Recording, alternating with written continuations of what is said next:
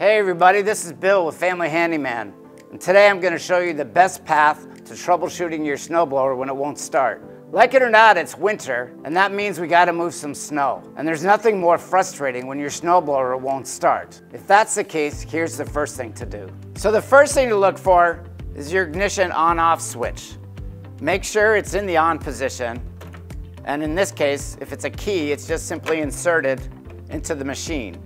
The next thing to look for is a shutoff on your fuel line. This particular model doesn't have one, but if you have one, make sure it's in the on position, which is usually parallel to the fuel line.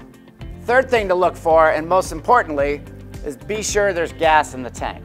So once you've checked on the simpler things, make sure that you do prime it a few times and that you put that choke in the full open position. So if you got to put gas in your tank, make sure you're getting the right type of fuel. 4-cycle motors, like this machine, just take straight gas, but 2-cycle motors, you have to mix the oil and gas, and it's critical that you get the right mix. You can take all the guesswork out of it by getting these pre-proportioned containers that mix with just 1 gallon of gas.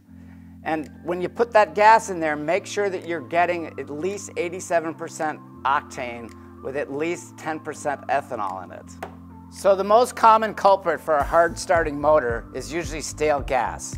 You want to avoid that by getting a gas or fuel stabilizer like this and adding it to your tank at the end of the season and even to your gas can as well to make sure that you get a fresh start when winter comes.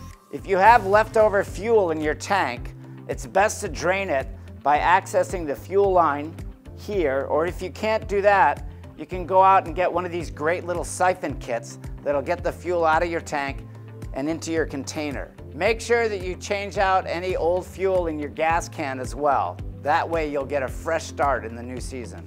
So if you're sure that gas in your tank is fresh and your motor still won't start, you might want to consider trying some starter fluid. But be careful. Most starter fluids are ether-based and highly flammable.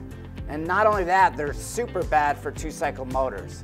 It's best to find a non-Teflon based petroleum spray lubricant like WD-40. To use this, find the intake of the carburetor, which is usually behind the air filter. Give it a couple squirts and then see if it starts.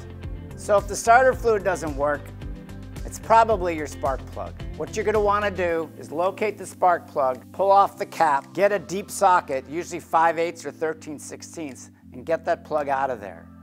Once you get the plug out, inspect it. If it's dirty, you can go to the trouble to clean it up, but it's probably best just to go out and buy a new spark plug. I would suggest finding an iridium spark plug because they provide faster starts and they last a lot longer than a conventional plug. If you're going to replace your spark plug, you can usually find the number on the plug itself. But if you can't, or if you need to get any other parts for your snowblower, you can always just snap a picture of the model and the serial number, which is usually found on the motor or the housing of the machine. So if after going through all these troubleshooting steps, your snowblower still won't start, it might be time to admit defeat. Go ahead and take it on into a reputable small engine repair shop and have them deal with it. The best advice I can give you is to make sure that you winterize it at the end of every season. And it's not a bad idea to go ahead and get a tune-up every few years or so to make sure that it is going to start when you most need it. For more great tips like these, visit us at familyhandyman.com.